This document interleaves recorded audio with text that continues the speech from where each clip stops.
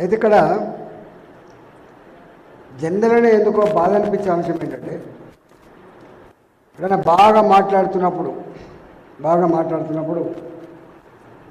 జర ఎక్కువ ఆర్గ్యుమెంట్ పెడుతున్నప్పుడు టక్కన వచ్చే మాట ఏంటంటే ఏమో రాజకీయ నాయకులు లెక్క మాట్లాడుతున్నాం అంటారు. ఏం రాజకీయం చేస్తున్నావా అంటాడు. ఈ రెండు మీరు తరచుగా వింటూ ఉంటారు. రాజకీయ నాయకులు లెక్క మాట్లాడుతున్నాం అంటాడు, రాజకీయం చేస్తున్నావా అంటాడు. చిన్నప్పుడు స్కూళ్ళల్లో చదువుకునే రోజులలో వీళ్ళే ప్రొఫెసర్లు ఎవడైతే బాగా చదువుకుంటాడో ఆ చదువుకున్న అబ్బాయినేమో నువ్వు మంచిగా సివిల్ సర్వీస్ కలెక్టర్ కావాలి, ఓ ఎస్పీ కావాలి, ఒక శాస్త్రవేత్త కావాలి, ఒక మంచి గొప్పగా ఉన్న స్థానానికి ఎదగాలని చెప్పి ఆశీర్వదిస్తాడు. ఎవడైతే చదువు రాదో ఈ కడెం వేసుకొని మెడ కింద దండేసుకొని దాదాగిరి చేసి కాపీ చేసుకుంటా వాడు పాస్ అవుతాడో, అరే నువ్వు రాజకీయాలకు పనికొస్తావురా అంటాడు. అంటే బిగినింగ్లోనే మన యాటిట్యూడ్, మన పర్సెప్షన్ ఎట్లా ఉంటుందో ఒకసారి అర్థం చేసుకోండి. మీరు ఎక్కడైనా చూడండి, ప్రపంచం మొత్తంలో ఇంటికి ఒక నాయకుడు ఉంటాడు. అయితే నా తండ్రి అయినా ఉంటాడు, తల్లి అయినా ఉంటుంది. నాయకులు లేని ఇల్లు ఉండదు. నాయకులు అంటే గైడ్ చేస్తాడు. ఒక్కొక్కసారి ఇంట్లో తండ్రి విఫలమైనప్పుడు తల్లి ఆ బాధ్యత తీసుకొని ఆ కుటుంబాన్ని చక్కబెట్టే ప్రయత్నం చేస్తుంది. కొంతమంది చెప్పుకుంటారు, నా ఎదుగుదలకు మా కుటుంబం గొప్పగా ఉండడానికి మా తండ్రి కారణం కాదు, మా తల్లి కారణం అని చెప్పుకుంటూ ఉంటారు. అంటే తల్లి లేదా తండ్రి ఆ కుటుంబాన్ని నాయకత్వం వహిస్తారు. కాలనీ ఉంది, కాలనీకి ఒక నాయకుడు ఉంటాడు. ఈ కాలనీ పేరేందో దానికి ఒక ప్రెసిడెంటు, దానికి ఒక జనరల్ సెక్రటరీ, ఓ ఆటోల యూనియన్ ఉంటుంది, దానికి ఒక నాయకుడు ఉంటాడు. లెక్చరర్ ఉన్న దానికి ఒక నాయకుడు ఉంటాడు. క్లాసులో ఒక నాయకుడు ఉంటాడు, పెబ్బే అంటారు, లేకపోతే క్లాస్ లీడర్ అంటారు. అంటే ప్రతి దాంట్లో ఒక నాయకుడు మాత్రం తప్పకుండా ఉంటాడు. అంటే ఇంటి నుంచి మొదలు పెడితే భూమి మీద ఎన్ని సంఘాలు అయితే ఉంటాయో సంఘాల నుంచి మొదలు పెడితే వార్డు మెంబర్ నుంచి మొదలుపెట్టి పార్లమెంట్ సభ్యుల వరకు, వార్డు మెంబర్ నుంచి మొదలుపెట్టి పార్లమెంట్ సభ్యుల వరకు నాయకులు మనం ఎన్నుకుంటాం. ఈ నాయకులు ఎన్నుకున్నప్పుడు మనం అవలంబించే పద్ధతి ఏదైతే ఉందో దాని మీదనే 5 సంవత్సరాల కాలం పాటు మనం మంచిగా చెడా ఉంటుంది తప్ప దానికంటే భిన్నంగా ఉండదు. మేము అప్పుడప్పుడు అంటుంటాం, the complete democracy demands that choose between efficiency and application, judge by practices not by promises అంటాం. నువ్వు ఎన్నుకుంటప్పుడు నా కులపోడు కదా, నా ఇంటి పక్కకే ఉన్నాడు కదా, పాపం ఆయన మంచిగా మందు తాగిపించే కదా, ఆయన ఓటుకు 500 రూపాయలు ఇచ్చే కదా, ఈ అప్లికేషన్ కనుక ఎన్నుకుంటే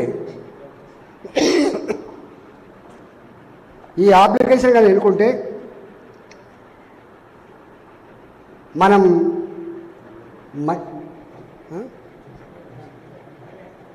రండి కూర్చోండి సార్, పేరు రండి. కమిషనర్ గారు, అడిషనల్ కమిషనర్ గారా? నేను ఇంతకుముందు చెప్పినట్టుగా చూస్ బిట్వీన్ ఎఫిషియన్సీ అండ్ అప్లికేషన్, దాంట్లో మీరు అప్లికేషన్తో కనుక ఎన్నుకుంటే తప్పకుండా 5 ఏళ్ళు నువ్వు అనుభవించవలసిందే. నేను చాలాసార్లు మాట్లాడుతున్నప్పుడు చెప్తా ఉంటాను, ఎంపీ గెలవడం తేలిక, ఎమ్మెల్యే గెలవడం కూడా తేలికనే కొంచెం, కానీ వార్డు మెంబర్ గెలవడం మాత్రం చాలా కష్టమని చెప్తాను నేను. ఎందుకంటే తన చరిత్ర ఏందో, తన మంచేందో చెడేందో కళ్ళతో చూసింది కాబట్టి నేను ఎంపీగా ఇక్కడికి వచ్చిన. సరే నేనంటేనేమో ఒక 20-25 సంవత్సరాల చరిత్ర మీ కళ్ళ ముందు కదాడింది కాబట్టి నేను ఎవరినో, నా వేవ్ లెంత్ ఏందో, నా పట్టిమ ఏందో, నా దృక్పథం ఏందో సమగ్రంగా తెలుసు కాబట్టి 25 సంవత్సరాల చరిత్ర చూసేసింది. కానీ ఒక చక్కన వస్తాడు, ఎక్కడో అమెరికాలో ఉంటాడు, ఒక పెద్ద కంపెనీలు పెట్టుకుంటాడు, డబ్బులు సంపాదించుకుంటాడు, ఓ 100 కోట్లు పెడితే ఎంపీ కావచ్చు అని చెప్పి వస్తాడు. టక్కనే మనం వేస్తాం, కొత్తోడు కదా అని వేస్తాం. సరే దానికి ఏమైంది అనేది మనం అనేక చూసినాం, దాని జోలికి నేను పోతలేను. అట్లనే అంటే నన్ను చాలామంది అన్నారు, అరే నువ్వు మల్కాగిరి, నువ్వు లోకల్, నాకు లోకల్ ఏందా, తెలంగాణ మట్టి బిడ్డని నేను, ప్రతి ఇంటికి లోకల్ అని చెప్పినాడు. నన్ను గుర్తుపట్టని మనిషి ఉండడు, గింత పిల్లగాంచి మొదలు పెడితే ముసలుల వరకు ఓ ఈటల రాజేంద్రన్న పోతాడు అంటాడు. అంటే మా ఆస్తి అది, మా పరిచయం అది. కాబట్టి న్యాచురల్గా మీ సంపూర్ణమైన ఆశీర్వాదం ఇచ్చి నన్ను గెలిపించారు. మీరు అప్పుడు అబ్జర్వ్ చేసినో లేదో ఎక్కడొక ఉపన్యాసాలు ఇవ్వలేకపోయినాం, కనెక్ట్ కాలేకపోయినాం. కానీ నేను చాలాసార్లు ఒక మాట అనేది, నాయకుడు అనేవాడు, నాయకులు చాలామంది ఉంటారు, దీంట్లో వ్యాసాలను కూడా రాయొచ్చు మిగిలిన. నాయకుడు వేరు, ప్రజానాయకుడు వేరు. ప్రజానాయకులలో కూడా ప్రజల హృదయాల్లో మెదిలిన నాయకులు వేరుగా ఉంటారు.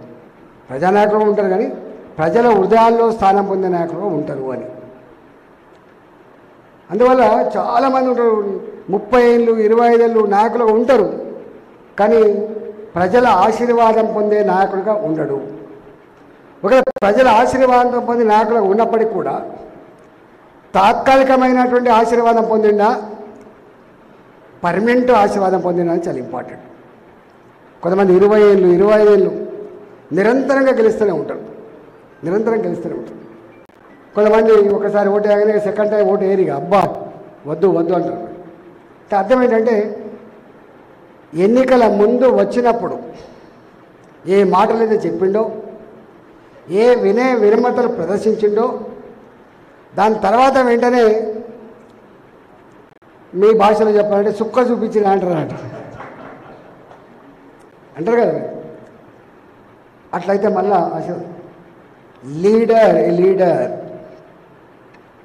ఇది వట్టిగా అనుకుంటే కాడు. లీడర్ పైసలు ఉంటే మాత్రమే కాడు. ఈ లీడర్ గిరి ఇచ్చేది లేదా పదవి ఇచ్చేది అమ్మాయి ఇస్తేనో నాన్న ఇస్తేనో వచ్చేది కాదు. పదవి ఆ ప్రాంత ప్రజలు వాళ్ళ ఆత్మను ఆవిష్కరించి ఆస్వాదిస్తే వచ్చేదే పదవి. పైసలకు రాదు, పదవి ప్రజల ఓటుతో వస్తుంది. అందుకని మనం ఎప్పుడు ప్రజాస్వామ్యంలో వీరు మాట్లాడుతూ ఒక మాట మాట్లాడు, ప్రజాస్వామ్యాన్ని ఇట్లా చేస్తున్నారు అట్లా చేస్తున్నారు, మనం ఇన్ని చూస్తూ ఉన్నాం. నేను వ్యక్తుల జోలికి పోతానని, కానీ ఎన్నికల ముందు వచ్చినప్పుడు ఒక ధోరణి, ఎన్నికల తర్వాత వచ్చినప్పుడు ఒక ధోరణి, అవన్నీ మీరు ఎన్నెన్నో చూస్తారు. కానీ నేను అంటున్నా, నేను వ్యక్తిగతంగా అనుభవించి చెప్తున్నా, ప్రజలకు గనక కాలుకు ముళ్ళిగితే పన్నుతో పీకే హ్యూమిలిటీ కల్చర్ ఉన్నవాడు ఎన్నడూ ఓడిపోడు.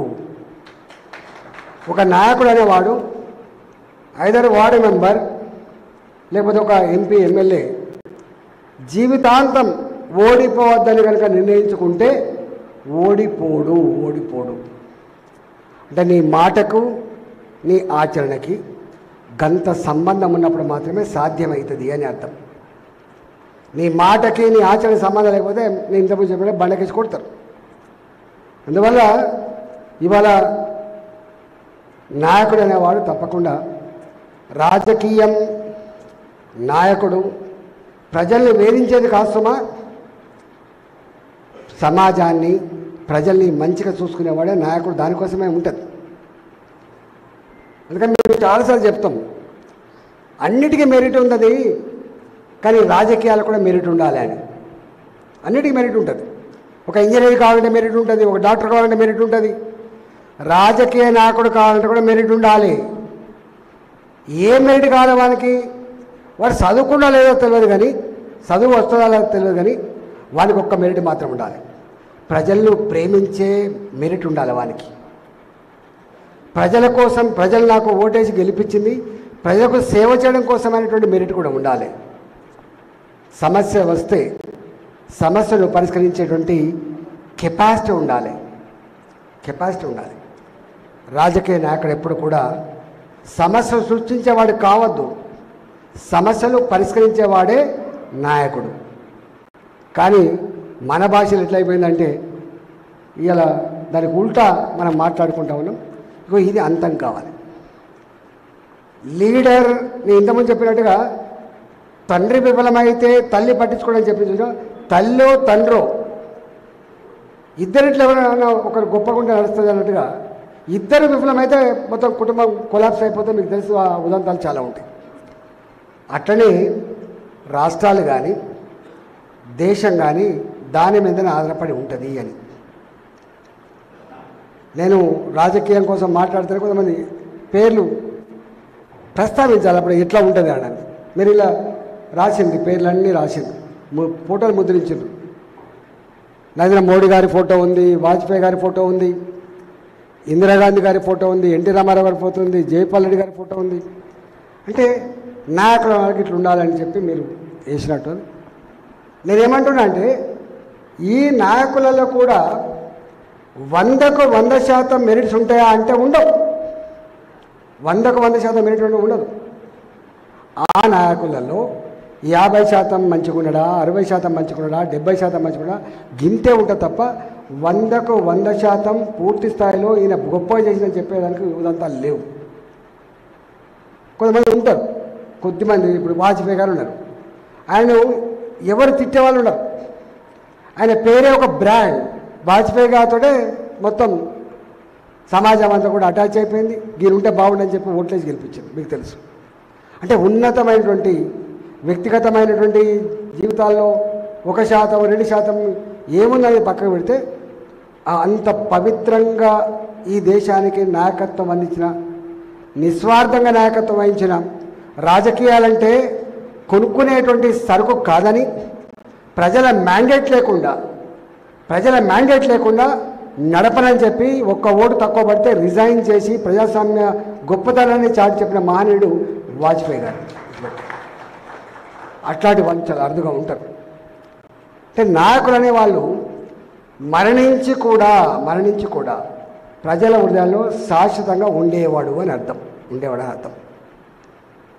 మనం ఇవాళ మన రామాయణం, మీరు ఇక్కడ మహాభారతాన్ని ఉటంకించారు, రామాయణాన్ని కూడా ఉటంకించారు.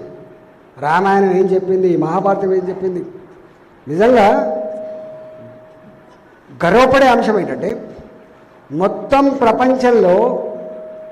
ప్రపంచంలో ఈ రామాయణ మహాభారత ఇతిహాసాలు ఏవైతున్నాయో మనిషి పుట్టుక నుంచి మొదలుపెట్టి, ఆది మానవుని పుట్టుక నుంచి మొదలుపెట్టి మానవులు ఉన్నంత వరకు ఒక గొప్ప సందేశాన్ని అందించిందే ఈ 2 మహాభారత రామాయణ ఇతిహాసాలు. ఎంత గొప్పగా ఉంటాయి అసలు. వస్తుందా మంచిగా? రీసౌండ్ వస్తుంది. ఇక్కడ రామాయణాన్ని మీరు చూస్తే అన్న తమ్ముడు ఎట్లుండాలి, భార్య పట్ల భర్త ఎట్లుండాలి, తండ్రి పట్ల కొడుకు ఎట్లుండాలి. నీ మహాభారత యుద్ధంలో కూడా దాన్ని ఒకసారి మొత్తం చూడండి ఎట్లా ఉంటుందో. దాని మొత్తం సారాంశంలో అహంకారం, ఆంభావం, స్వార్థం ఎప్పుడు పనికిరాదని చెప్పి, ధర్మం మాత్రమే అంతిమ విజయం సాధిస్తుందని చెప్పి, ధర్మాన్ని తాత్కాలికంగా చెరబట్టే ప్రయత్నం జరుగుతుండొచ్చు, ధర్మం తాత్కాలికంగా ఒడిదుడుకు లోను కావచ్చు, కానీ అంతిమ విజయం ధర్మాన్ని మాత్రమే చెప్పినటువంటి ఇతిహాసం మహాభారత ఇతిహాసం. గుర్తుపెట్టుకోండి, అది మానవ జీవితం ఉన్నంత వరకు ఉంటుంది. ఇవాళ మీరు సీనియర్ సిటిజన్స్ మీరు సీనియర్ సిటిజన్స్. చాలామంది ఏమంటారంటే ఇక అయిపోయింది పాప రిటైర్డ్గా వాళ్ళకి ఏముంటుంది ఆ కాలక్షేపం అంతా ఆ చెట్ల కింద కూర్చొని అప్పుడప్పుడు వాళ్ళ ఇంటికాడ వీళ్ళింటికాడ ముచ్చట పెట్టుకుంటారు. కానీ బాధ అనిపించే అంశం ఏంటంటే నా దృష్టిలో ప్రొడక్టివిటీ పనికొచ్చే వాళ్ళు అంటే ఒక్కొక్కరు ఒక్కొక్క రకంగా పనికొస్తారు. ఏ మనిషి వేస్ట్ కాదు. వేస్ట్ మనిషి ఉంటాడు తాను బాధ్యత మర్చిపోయి ఇతరులు వేధించేవాడు వేస్ట్ మనిషిగా దాని గురించి మాట్లాడతాడు. కానీ ఇక్కడ ఏ సీనియర్ సిటిజన్లు నానమ్మగా తాతయ్యగా భారం అని చెప్పి చాలామంది భావిస్తారు. కానీ ఇవాళ ఆ రామాయణ ఇతిహాసాల గురించి కానీ రామాయణంలో మానవ సంబంధాల గురించి కానీ కుటుంబంలో ఎవరి పాత్ర ఎవరి బాధ్యత ఎవరి సంబంధం ఎట్లా ఉండాలి దానికి చెప్పగలిగేటోళ్ళు కేవలం సీనియర్ సిటిజన్లు మాత్రమే. నీ ఇళ్ళల్లో నీ మనమడు, నీ ఇళ్ళల్లో నీ మనమరాలు, తల్లి పిల్లలతో ఇంటరాక్ట్ కాలేకపోతాను, పిల్లలు తండ్రితో ఇంటరాక్ట్ కాలేకపోతాను.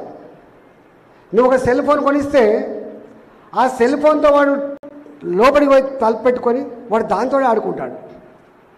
నీ ఇంటికి చుట్టం వస్తే వాడు బయటకు వస్తలేడు, వాడి సంస్కారంతో నమస్కారం పెడతలేడు, వాడి అంతా జీవితం అంతా సెల్ ఫోన్తో గడుపుతాడు. వాడికి నానమ్మతో ఇంటరాక్షన్ లేదు, వాడికి ఒక తాతయ్యతో ఇంటరాక్షన్ లేదు, వాడికి ఒక తల్లితో ఇంటరాక్షన్ సరికలేదు, తండ్రితో ఇంటరాక్షన్ సరికలేదు. ఏమవుతుంది 10-12 మంది పిల్లలున్న సమాజంలో పిల్లల్ని ఆస్తిగా భావించిన ఈ దేశం ఇవాళ పిల్లల్ని భారంగా పరిగణించే పరిస్థితి ఎందుకు వచ్చిందో అర్థం చేసుకోవాలి. ఇవాళ ఆథర్ ఎందుకు తపన అంటే ఏదైనా చదువుకుంటే నలుగురు ఎన్లైట్మెంట్ అయితే మంచిగా అవుతుంది అన్నటువంటి తపనతో ఈ బుక్ రాస్తాడు. ఇవాళ సీనియర్ సిటిజన్లుగా వృద్ధాప్య కేంద్రాల్లో గడపడం కోసం కాదు సుమా, సీనియర్ సిటిజన్లుగా ఈ సమాజంలో మనం కనకూడని మనం వినకూడని మనిషి గివేడా అని చెప్పి పశువులాగా ప్రవర్తిందని చెప్పి ఏవైతే జరుగుతున్నాయో అవన్నిటిని నిలువరించగలిగేటువంటి శక్తి రాజ్యానికి మాత్రమే ఉండదు. నిలువరించగలిగే శక్తి నా సీనియర్ సిటిజన్లకు మాత్రమే ఉంటుంది. గుర్తుపెట్టుకోండి. ఏ కుటుంబం అయితే ఇవాళ ఈ మొత్తం కలిసిమెలిసి ఉండే సమాజం ఉండదో ఆ కుటుంబం ఎంత దుఃఖానికి గురవుతుందో మా దగ్గరికి వస్తూ ఉంటాం.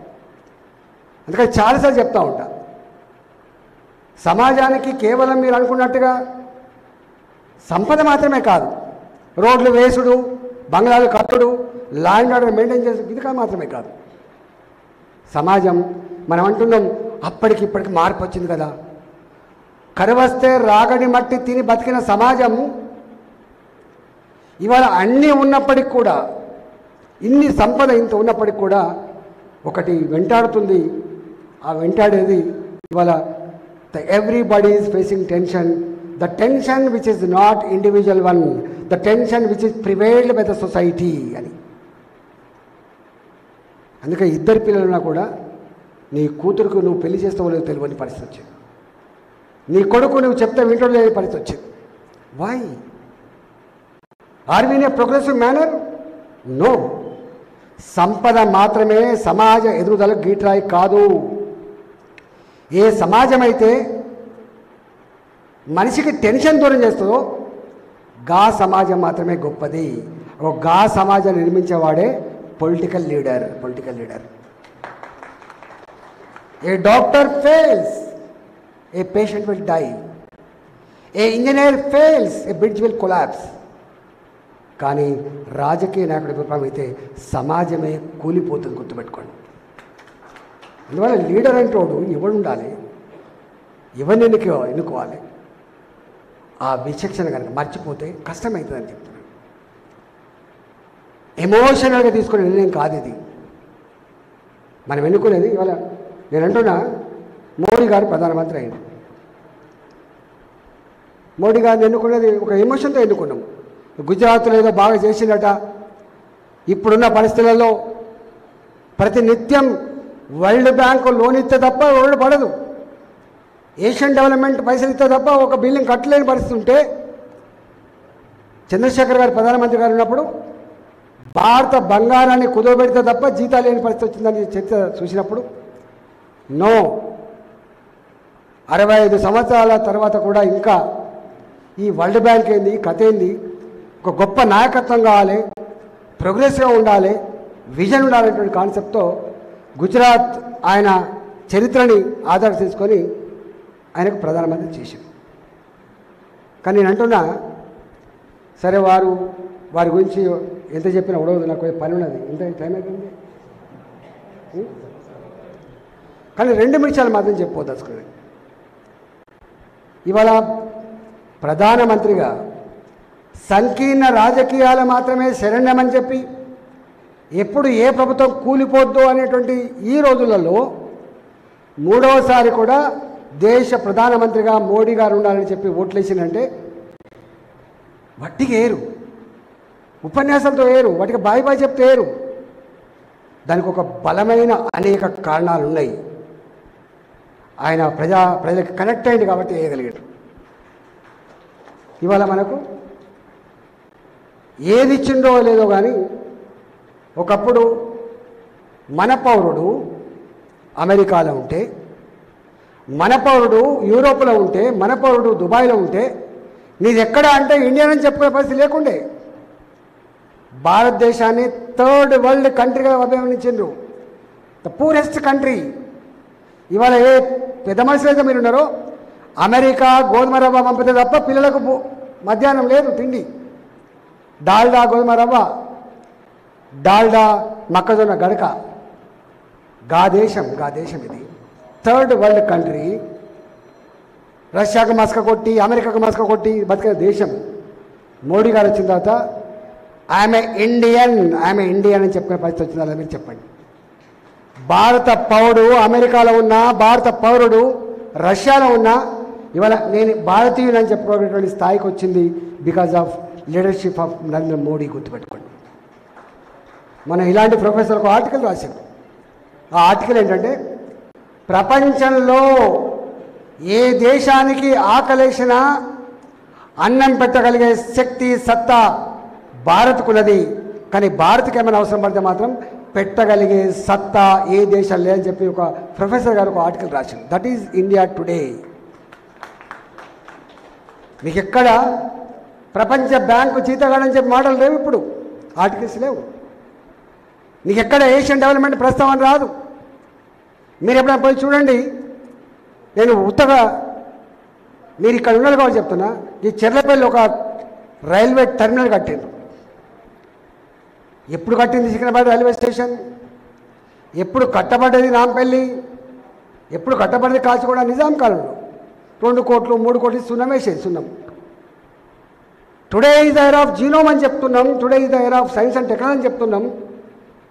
మోడర్న్ ఎరాలో 70 ఏళ్ళ క్రితమో 100 ఏళ్ళ క్రితం కంటే సున్నం వేసింది తప్ప ఒక మోడర్న్ రైల్వే స్టేషన్ లేదు. 450 కోట్ల రూపాయలు పెట్టి ఒక మోడర్న్ రైల్వే స్టేషన్ కట్టిండు. అది నీ శంషాబాద్ ఎయిర్పోర్ట్ తలపించేదిగా ఉందా లేదో ఒకసారి చూడండి. లీడర్ విజన్ ఉంటే, లీడర్ ఇట్లా చేయాలనుకుంటే గట్లుంటుంది. ఇన్ని సంవత్సరాల రుగ్మతల్ని ఒకేసారి తీర్చగలిగే సత్తా శక్తి లేకపోవచ్చు, కానీ దానికి ఒక పునాది మాత్రం తప్పకుండా వేయగలిగేవాడు లీడర్ మాత్రమే. గుర్తుపెట్టుకోండి, లీడర్ మాత్రమే. ఇక లీడర్ మంచిగా అయితే 3rd వరల్డ్ కంట్రీ, పేద దేశం అనే స్థాయి నుంచి వెళ్ళి 2014 వరకు 11వ ఆర్థిక వ్యవస్థ ఉన్న భారత్ 5వ ఆర్థిక వ్యవస్థకు ఎదిగింది భారత్. ఇవాళ గుర్తుపెట్టుకోండి. రేపటి మన సంకల్పం 3వ అతిపెద్ద ఆర్థిక వ్యవస్థ ఎదగాలనేటువంటి సంకల్పంలో మనం ఉన్నాం. గుర్తుపెట్టుకోండి. ఎక్కడ స్కాములు లేవు, ఎక్కడ మనం తలదించుకునేటువంటి సన్నివేశాలు లేవు, గర్వపడే సన్నివేశాలు తప్ప. మీరు ఇక్కడ చూడండి, మీకు గర్వపడే సన్నివేశాలు తప్ప కుంగిపోయే సన్నివేశాలు లేవు. అది అందించింది ఒక లీడర్ నరేంద్ర మోడీ గారు అందించారు. గుర్తుపెట్టుకోండి. నేను పార్టీల గురించి మాట్లాడుతున్నాను, మీరు ఆలోచన చేయండి. అందువల్ల ఇది చాలా పెద్ద సబ్జెక్టు. నేను కూడా ఒక 3 గంటలు మాట్లాడగలను, కానీ నాకు ఇంకొక మీటింగ్ ఉంది. ఈ మీటింగ్ ఇటు కొనసాగించండి. కానీ నేను ఒకటి మిమ్మల్ని అడుగుతున్నాను, నేను మిమ్మల్ని అర్థిస్తున్నాను. ప్రతి మనిషికి ఒక బాధ్యత ఉంటుంది. బాగా అనిపించే సందర్భం ఏంటంటే, నీ పక్కకే ఒకరిని కొడతా ఉంటాడు, నువ్వు సపోర్ట్ చేయవు. నీ పక్కకే ఒకరిని చంపిపోతూ ఉంటాడు, సపోర్ట్ చేయవు. ఎక్కడ పోయింది మానవత్వం? ఎక్కడ పోయింది నీ ఐక్యత? ఎక్కడ పోయింది నీ చైతన్యం? మనిషిని మాత్రమే అంటారు కదా సంఘజీవి అని. కోటాను కోట్ల జీవులు ఉన్నాయి, కానీ మనిషికి మాత్రమే కమ్యూనికేషన్ స్కిల్స్ ఉన్నాయి. మానవ జీవితం అన్నిటికంటే ఉత్తమమైందని చెప్పి అంటా ఉన్నాం, కానీ మనిషికి ఉండే మానవత్వం ఎక్కడో కొరబడుతుంది సుమా. కేర్ఫుల్ ఉండాల్సి అక్కడ ఉండదు, గుర్తుపెట్టుకోండి. కేర్ఫుల్ ఉండాల్సి అక్కడ ఉండదు. ఇవన్నీ ఉంటాయి ఈ సంపాదన. ఇంతకుముందు చెప్పినట్టుగా the tension which is prevailed by the society అనేది అన్నమో which is bombarded by the people only, గుర్తుపెట్టుకోండి. ఇది సమాజపరంగా ప్రజలు మాత్రమే దీన్ని విధ్వంసం చేయగల శక్తి ఉంటుంది, గుర్తుపెట్టుకోండి. బాధ్యత మర్చిపోకండి. అన్నిట్లో జిమ్మదారితనంగా ఉండాలి, అన్నిట్లో బాధ్యతగా ఉండాలి. వట్టి ఫేక్ వార్తల మీద నమ్మి, ఫేక్ వీడియోలు నమ్మి నిర్ణయాలు తీసుకోవచ్చమ్మా. ఏదైనా నిర్ణయం తీసుకోవాలంటే మంచి ఏంది చెడు ఏంది సంపూర్ణ